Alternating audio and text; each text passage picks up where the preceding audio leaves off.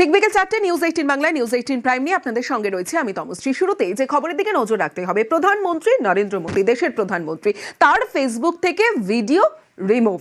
জেনজিকে বার্তা দিয়ে মোদির যে ভিডিও পোস্ট করেছিলেন প্রধানমন্ত্রী নরেন্দ্র মোদী, সেই ভিডিও সাময়িকভাবে রিমুভ করে মেটা।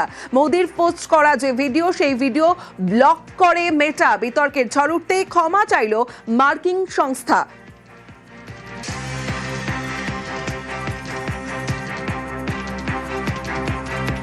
প্রধানমন্ত্রীর ফেসবুক থেকে ভিডিও রিমুভ এবং সেই ভিডিও রিমুভ করে দেওয়ায় the post is unavailable in India. প্রধানমন্ত্রীর ফেসবুক থেকে যে ভিডিও, সেই ভিডিও রিমুভ করা হয়। জেনজিকে বার্তা দিয়ে প্রধানমন্ত্রী নরেন্দ্র মোদী যে ভিডিও পোস্ট করেছিলেন, মোদির পোস্ট করা ভিডিও ব্লক করে মেটা। আর বিতর্কের ঝড় উঠতেই ক্ষমা চাইল মার্কিন সংস্থা। নিউজরুম থেকে প্রান্তিক রয়েছে প্রতিনিধি, প্রান্তিকের সঙ্গে সরাসরি কথা বলবো। প্রান্তিক, ঠিক কি হয়েছিল, কেন এই সাময়িক সময়ের জন্য হলেও সেই ভিডিও ব্লক করে মেটা? দেখো, কি হয়েছিল এটা যদি বলতে যাই তা কোথাও একটা বিভ্রান্তি ছড়াচ্ছে, মেটার বয়ানেই বিভ্রান্তি ছড়াচ্ছে। কারণ এই একটু আগে যেই লাইনটা তুমি পড়ছিলে, যে যখন ভিডিওটা ব্লকড অবস্থায় ছিল তখন একটা লিগ্যাল শব্দের উচ্চারণ করা হয়েছিল বা সেই স্টেটমেন্টের মধ্যে ছিল। আবার যখন কেন্দ্র তেরে ফুরে এটা নিয়ে মেটাকে চার্জ করতে শুরু করে, তখন যেটা সামনে এলো সেটা হচ্ছে টেকনিক্যাল গ্লিচ। তাহলে হয় ভিডিও টেকনিক্যাল গ্লিচের জন্য ব্লকড হয়েছে বা লিগ্যাল রিজনে ব্লক করেছে মেটা। কোনটা সত্যি? তাদেরই দুরকম ভার্সন। একটা ভার্সন যেটা অফিসিয়ালি দেখা যাচ্ছে, সেখানে দেখা যাচ্ছে যে লিগ্যাল শব্দের উচ্চারণ রয়েছে। আর দ্বিতীয়টায় তারা যখন বলছেন, তখন তারা বলছেন যে এটা নাকি হয়েছে টেকনিক্যাল গ্লিচের জন্য। তা টেকনিক্যাল গ্লিচ এবং লিগ্যাল এই দুটো কোথাও একই লাইনে তো আসছে না বা সমান্তরাল রেখায় আসছে না। কোথাও একটা মানে টেকনিক্যাল গ্লিচ হলে লিগ্যাল রিজনিং সম্ভব নয়, বা লিগ্যাল রিজনিং সম্ভব হলে টেকনিক্যাল গ্লিচ সম্ভব নয়। কোনটা সত্যি এটা হয়তো মেটাই পরিষ্কার করে বলতে পারবে। এবার এই ঘটনা হওয়ার পর আমরা একটু যেটা ইন্টারনেট ঘেঁটে বোঝার চেষ্টা করছিলাম, সেখানে গিয়ে যেটা বুঝতে পারলাম যে আপাততভাবে প্রকাশ্যে যেই তথ্যগুলো আছে তা সেটা বলছে যে মেটার আমরা ফেসবুক বা ইনস্টাগ্রাম যেটা ইউজ করি, সেখানে যদি কেউ কোনো ভিডিওর ওপর, কোনো পোস্টের ওপর ক্রমাগত রিপোর্ট করতে থাকেন, তখন যেটা হয় যে মেটার যে সার্ভার আছে, সেই সার্ভার কিছুক্ষণের জন্য, মানে ক্রমাগত এবং সেটা কনস্ট্যান্ট এবং প্রচুর পরিমাণ রিপোর্ট যখন হতে শুরু করে, কিছুক্ষণের জন্য ডাউন করে। বা আরও একটা ক্ষেত্রে ডাউন করা যায়, সেটা হচ্ছে কোনো দেশের সরকার যদি মেটা সংস্থাকে রিকোয়েস্ট করে যে এই ভিডিও ডাউন করতে হবে, এটা কোনো সমস্যা তৈরি করছে, সেটা জাতিগত দিক থেকে হতে পারে, প্রশাসনিক দিক থেকে হতে পারে, সেই সমস্যা তৈরি করছে, সেই জন্য সেই দেশ বা সরকার বা প্রশাসনের কথা শুনে মেটা সেই ভিডিওটা ডাউন করে। এক্ষেত্রে মোদির ভিডিও বার্তা, যেটা গোটা দেশের উত্তাল পরিস্থিতির মধ্যে প্রধানমন্ত্রী যে ভিডিও বার্তা দিলেন, সেটা কোথাও দেশের পরিস্থিতিকে কন্ট্রোলে আনছিল, শান্ত করছিল। তাহলে প্রশাসনের পক্ষ থেকে এই বার্তা মেটাকে দেওয়া হয়নি, সেটা পরিষ্কার। তাহলে দ্বিতীয় অপশন কি থাকলো? যে ক্রমাগত রিপোর্ট। এখন এখানেই সব থেকে বড় প্রশ্ন, যে উত্তাল পরিস্থিতির মধ্যে দিয়ে দেশ হাঁটতে শুরু করেছিল, দিকে দিকে বিক্ষোভের কথা আমরা শুনতে পাচ্ছিলাম। এই বিক্ষোভ থেকে কি কেউ লাভ তুলছিল? সেই লাভের জন্য প্রধানমন্ত্রীর অ্যাকশনের পর বা ভারত সরকারের অ্যাকশনের পর যখন গোটা পরিস্থিতি আস্তে আস্তে নিয়ন্ত্রণে আসতে শুরু করছে, তখন তাহলে কাদের সমস্যা হচ্ছে? আনরেস্ট যারা তৈরি করতে চাইছিল, এটা কি তাদের সমস্যা হচ্ছে? সেই জন্যই কি তারা ক্রমাগত রিপোর্ট করতে থাকে? কারণ বারবার এই গোটা পর্বে যেটা বলা হচ্ছে দেশের মধ্যে আনরেস্ট তৈরি করার চেষ্টা, সেটা নাকি দেশের বাইরে থেকেও হচ্ছে। এবার ফেসবুক বা ইনস্টাগ্রাম এমন প্ল্যাটফর্ম, বা মেটার এই সোশ্যাল মিডিয়া সাইটগুলো এমন প্ল্যাটফর্ম, যেই প্ল্যাটফর্ম আমি ভারতবর্ষে থাকি কি আমেরিকায় থাকি কি ইংল্যান্ডে থাকি কি স্পেনে থাকি, সেটা ম্যাটার করে না। আমার অ্যাকাউন্ট থাকলে সেই অ্যাকাউন্ট আমি যে কোনো জায়গা থেকে অ্যাক্সেসও করতে পারি, এবং যে কোনো জায়গা থেকে সেই অ্যাকাউন্টের ওপর আমি সেই কোনো ভিডিওর ওপর আমি কমেন্ট করতে পারি, লাইক করতে পারি এবং রিপোর্টও করতে পারি। তাহলে রিপোর্টটা যাদের সমস্যা হচ্ছিল, তারা কি এই গ্লোবাল কোনো একটা নেটওয়ার্ক কাজ করেছে? মেটাকে ডাকা হয়েছে কারণ কেন্দ্রীয় সরকার এটাকে কোনো ইজিভাবে বা খুব সহজভাবে এটা দেখতে রাজি নয়। মেটার একদম গ্লোবাল হেডদের তলব করা হয়েছে। তারা কি যুক্তি সাজান বা তারা কি যুক্তি দেন, সেটার দিকে এখন চোখ থাকবে। তমস্যা বেশ প্রান্তিক। এই সময় বাংলাদেশের জামাতিরা ভীষণভাবে সক্রিয় ছিল। তাদের ভিডিও কটা ডিলিট হয়? যেখানে প্রধানমন্ত্রী দেশকে বার্তা দিচ্ছেন, সেই ভিডিও কিভাবে ডিলিট হলো? কথা বলেছিলাম সাইবার সিকিউরিটি এক্সপার্ট সন্দীপ সেনগুপ্তর সঙ্গে। কি বলছেন তিনি, শোনাবো। এটা কিন্তু আলটিমেটলি কিং মেকার হয়ে যাচ্ছে আস্তে আস্তে। কারণ কি অ্যালগোরিদম লাগাচ্ছে ওখানটায় এবং কোনটাকে বেশি করে পুশ করছে, কতজনের মাঝখানে ছড়াচ্ছে। কোনো একটা যখন প্রোটেস্টের কোনো ভিডিও সেটা ভাইরাল হয়ে যাচ্ছে, আর যেটা হয়তো ভালো ভিডিও, যেটা আমাদের গভর্নমেন্টের অফিসিয়াল চ্যানেল থেকে আসছে, সেটা ভাইরাল হচ্ছে না বা ডিলিট হয়ে যাচ্ছে, এর পেছনে কিন্তু অনেক দূর অব্দি হাত থাকতে পারে। কারণ যত এই সমস্ত সোশ্যাল মিডিয়া গুলো যেটা কন্ট্রোল বাই ফরেন গভর্নমেন্ট, তারা যখন ওদেরকে কিছু যদি ইনস্ট্রাকশন দেয়, সেখান থেকে কিন্তু এরা আমাদের দেশের এই মানে কিং মেকার হওয়ার একটা খুব মারাত্মক চান্স আছে। তো এর উপর ডিপেন্ডেন্সি কমিয়ে আমাদের যে ইন্ডিয়ার যে সমস্ত সোশ্যাল মিডিয়া বা যে কোনো মিডিয়া আছে, সেইগুলোকে যদি আমরা বেশি প্রাধান্য দিতে পারি, তাহলে কিন্তু আগামী দিনে এই বিদেশি শক্তির হাতটা অনেকটাই কমে যাবে।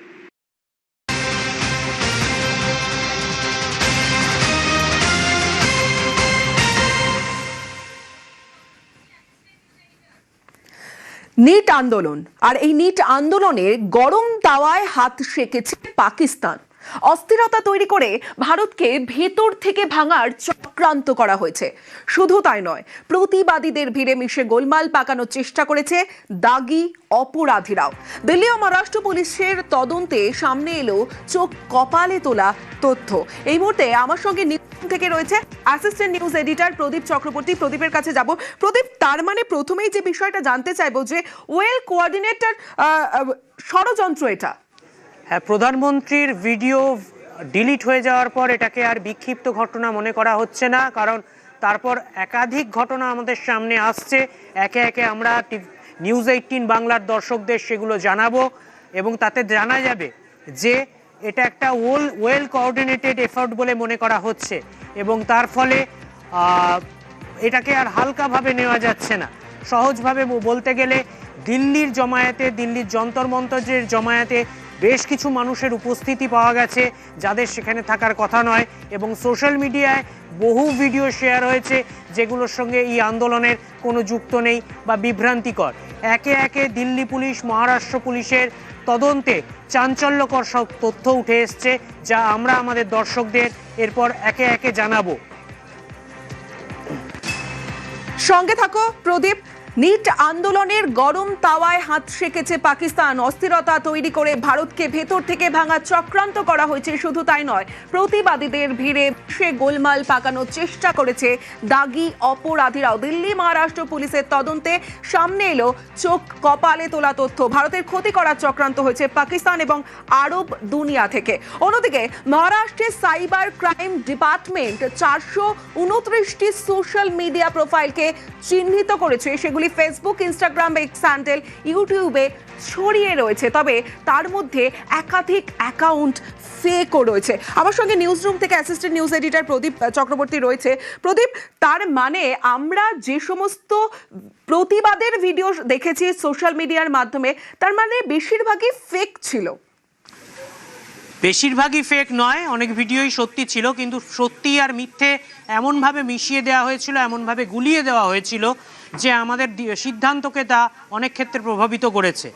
শুধু ফেক ভিডিও নয়, ফেক অডিও ইউজ করা হয়েছে, অডিও ক্লোন ব্যবহার করা হয়েছে, যান্ত্রিকভাবে অডিও তৈরি করে, অডিও মেসেজ তৈরি করে তা কোনো ক্যারেক্টারের মুখে বসিয়ে দেওয়া হয়েছে, ভিডিও এডিট করে বা অন্য কোনো জায়গার ভিডিও সুচারুভাবে তা কোনো একটা জায়গার বলে চালিয়ে দেওয়া হয়েছে।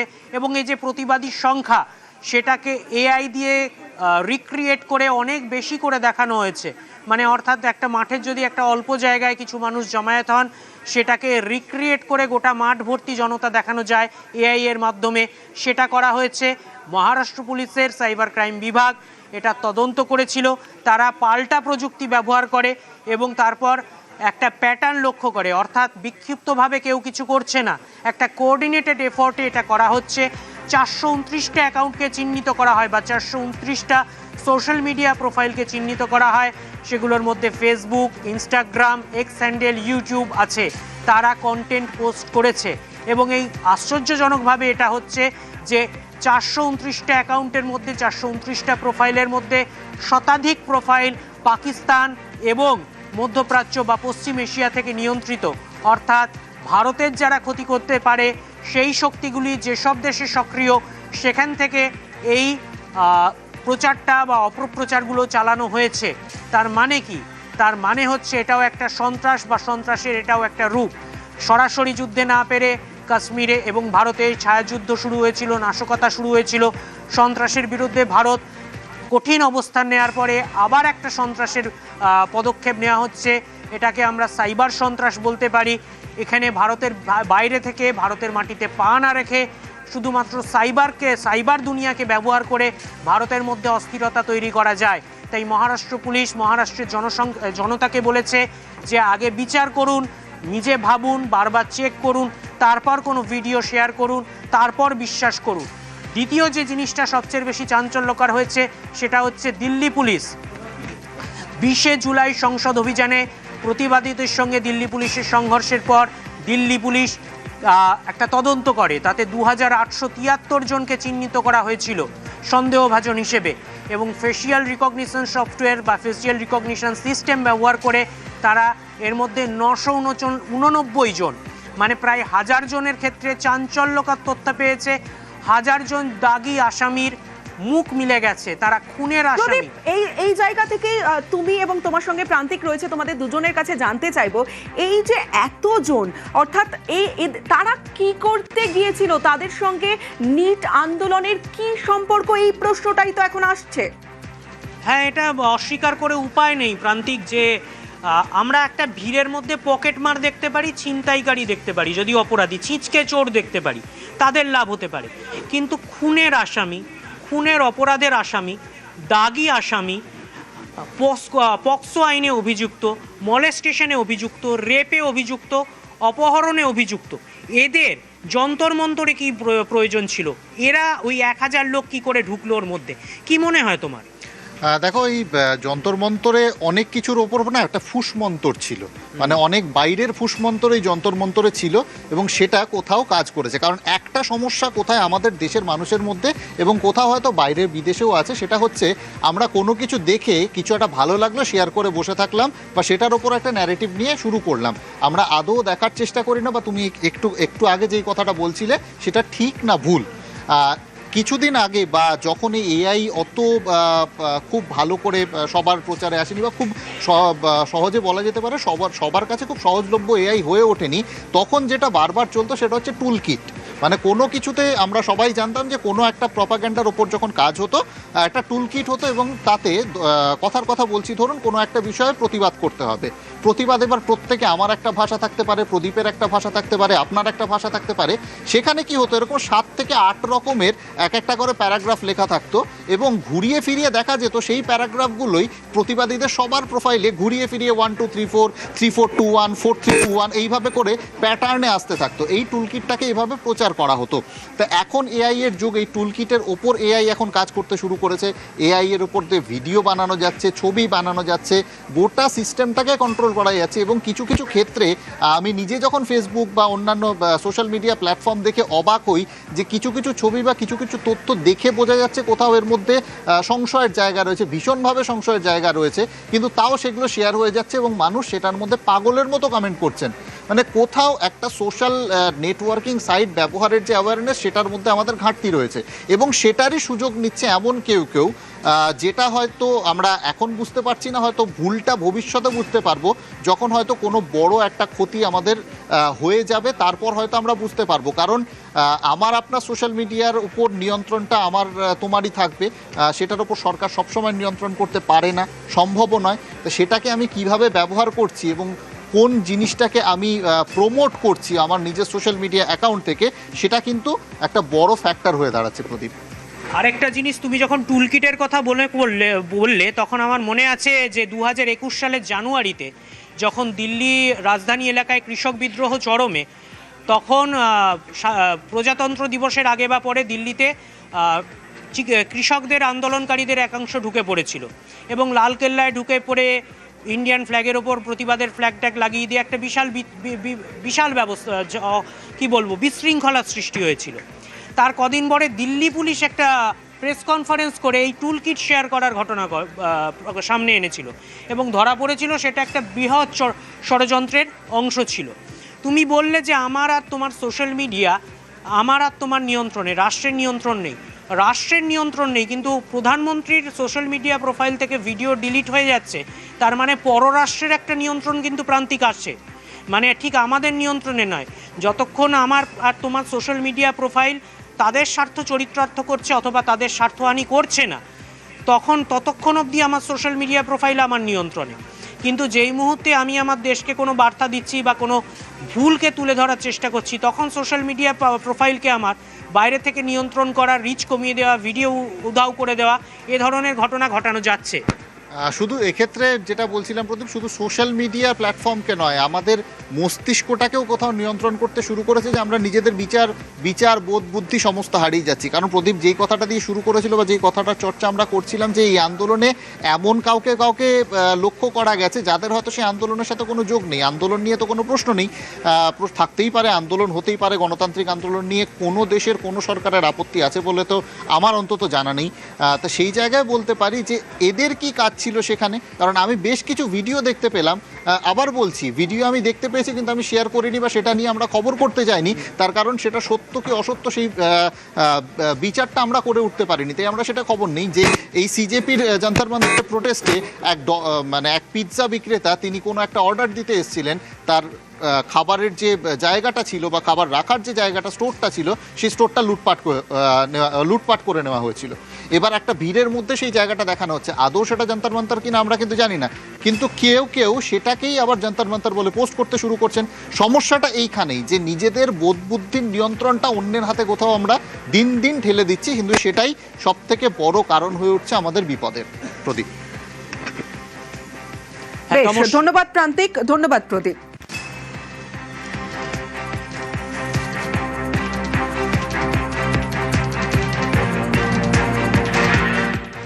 নিউজ ফ্ল্যাশ নিবেদন করছে সাফেদ ডিটারজেন্ট পাউডার। সাফেদ 500 গ্রাম মাত্র 42 টাকায়। अक्कड़ बक्कड़ बम्बे बो। বাড়িতে কোন টিএমটি লাগিয়েছো? মাইথন স্টিল। তোমার উপর ট্রাস্ট করতে পারি। ওকে। স্ট্রং মানে মাইথন স্টিল।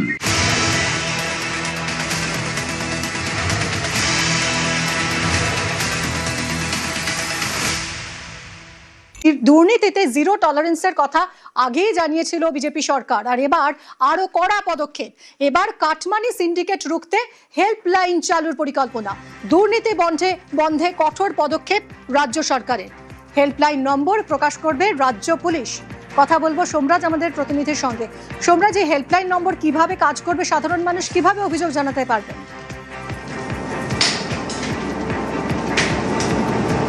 দেখো, সেটারই আজ সূচনা মুখ্যমন্ত্রী শুভেন্দু অধিকারী করবেন দুপুর 3:30 নাগাদ। নবান্নের গ্রাউন্ড ফ্লোরে এই কন্ট্রোল রুম করা হচ্ছে রাজ্য সরকারের তরফে। এই কন্ট্রোল রুমে যে কেউ ফোন করে তোলাবাজি, দুর্নীতি বা কাটমানি, সিন্ডিকেট নিয়ে যে কোনো অভিযোগ জানাতে পারবেন যে কেউ, এবং তার জন্য একাধিক হেল্পলাইন নম্বর চালু করে দেওয়া হবে মুখ্যমন্ত্রী শুভেন্দু অধিকারীর তরফে সূচনা করার পরে। এবং যে অভিযোগগুলি আসবে, যারা অভিযোগ জানাবেন তাদের পরিচয় গোপন রাখা হবে এবং সঙ্গে সঙ্গে তার অ্যাকশন হবে। ইতিমধ্যেই তার প্রস্তুতি চূড়ান্ত করা হয়েছে নবান্নের তরফে। নবান্নের গ্রাউন্ড ফ্লোরে এই কন্ট্রোল রুমটি চালু করা হবে। সেখানে সবসময় থাকবেন যারা আধিকারিকরা থাকবেন, এবং সেই অভিযোগ আসার পরেই সঙ্গে সঙ্গে পুলিশকে জানিয়ে দেওয়া হবে এবং পুলিশ তৎক্ষণাৎ পদক্ষেপ নেবে। গোটা ব্যাপারটি কিভাবে কার্যকরী হবে তা আজ দুপুর 3:30 নাগাদ যখন এই কন্ট্রোল রুমের সূচনা মুখ্যমন্ত্রী শুভেন্দু অধিকারী করবেন, তখন তার বিস্তারিত রাজ্য সরকারের তরফে জানানো হবে। ইতিমধ্যেই 4টি নম্বর চালু করা হচ্ছে রাজ্য সরকারের তরফে কন্ট্রোল রুমের নম্বর হিসেবে, যা সূত্র মারফত জানা যাচ্ছে।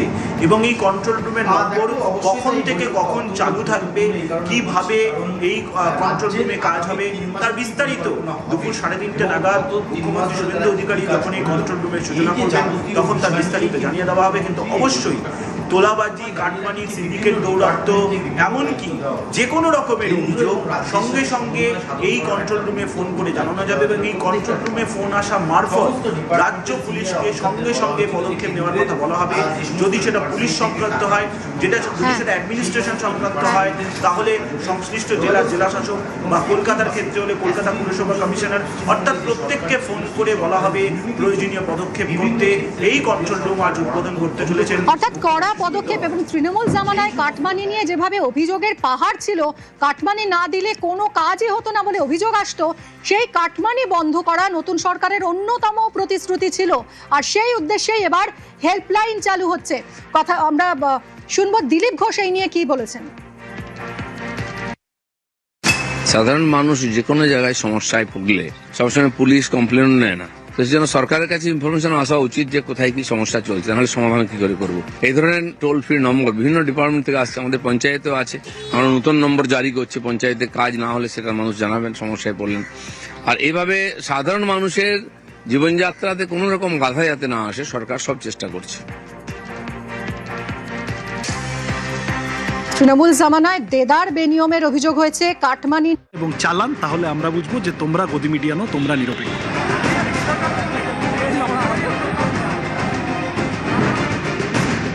দম থাকলে আপনারা এটা দেখাবেন, ব্রডকাস্ট করবেন।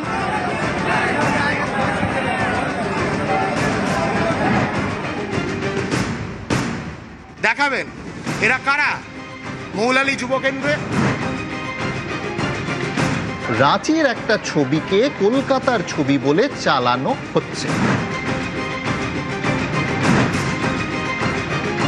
ছিলাম না সেদিন মিছিলে, যারা প্রত্যক্ষদর্শী ছিলেন তাদের থেকে শুনেছি, যখন এই ভিডিও পাই অবিশ্বাসযোগ্য কিছু মনে হয়নি। আপনাদের কাছে আমাদের কোনো দায়বদ্ধতা নেই, কিন্তু মানুষের কাছে অতি অবশ্যই আছে।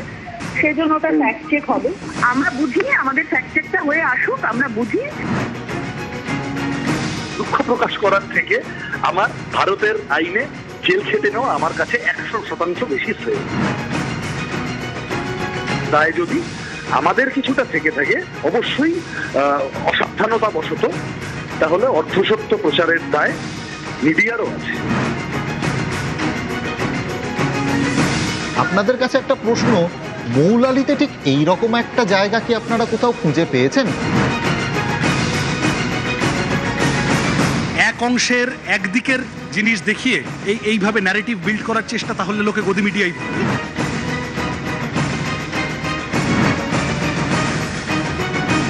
সাংবাদিকতাটা না সাংবাদিকদেরই মানায়, পার্টি মেম্বারদের নয়।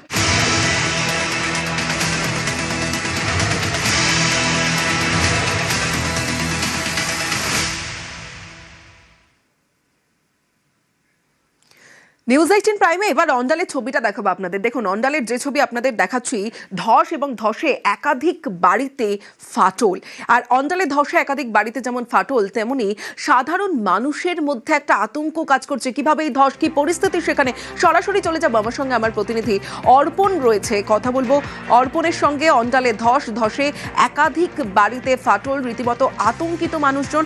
সরাসরি অর্পণের কাছে যাই। অর্পণ, কি থেকে কিভাবে এই ধস, এবং এই এলাকায় কটা বাড়িতে এরকম ধস নেমেছে, কতজন বাসিন্দা, তারা কোথায়, কি বলছেন তারা, প্রশাসন কি ব্যবস্থা নিচ্ছে?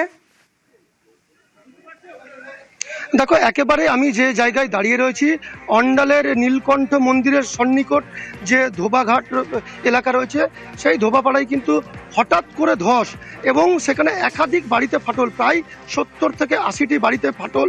এখানে দেখা দিয়ে তুমি দেখতেই পাচ্ছ যে প্রত্যেকটি বাড়ি কিন্তু ফাটল, এবং এলাকার মানুষ কিন্তু তারা বাড়ি ছাড়া রয়েছে, কারণ এই এলাকা গোটা সম্পূর্ণ ধস কবলিত হয়ে পড়েছে। এবং দেখা যাচ্ছে যে প্রত্যেকটা মানুষ কিন্তু এখানে এলাকার যারা রয়েছে তারা একেবারে ঘর ছাড়া রয়েছে।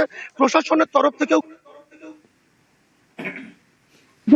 পথ চলতি রাস্তায় কিন্তু ফাটল দেখা দিয়েছে, এবং ইসিএল এর আধিকারিকরা এবং পুলিশ প্রশাসনের তরফ থেকেও কিন্তু আধিকারিকরা তারা এসেছেন, এবং এই গোটা এলাকাতে তুমি দেখতে পাচ্ছ যে কর্ডন করে রাখা হচ্ছে, কারণ প্রত্যেকটি মানুষকে কিন্তু বাড়ি থেকে তারা নিরাপদে নিয়ে যাচ্ছেন, এবং রীতিমতো মাইকিং করা হচ্ছে। কারণ এই ধস, যেটা জানা যাচ্ছে যে ইসিএল এর যে ব্লাস্টিং, কয়লা উত্তোলনের সময় যে ব্লাস্টিং হয়, সেই ব্লাস্টিং এর কারণেই কিন্তু সেই এলাকার ধসে পরিপূর্ণ হয় এবং বাড়িগুলি একেবারে ধস কবলিত হয়ে যায় এবং এখানে মানুষ কিন্তু নিরাপদ নেই বললেই কিন্তু চলে, কারণ আতঙ্কের এলাকার মানুষ। বেশ অর্পণ।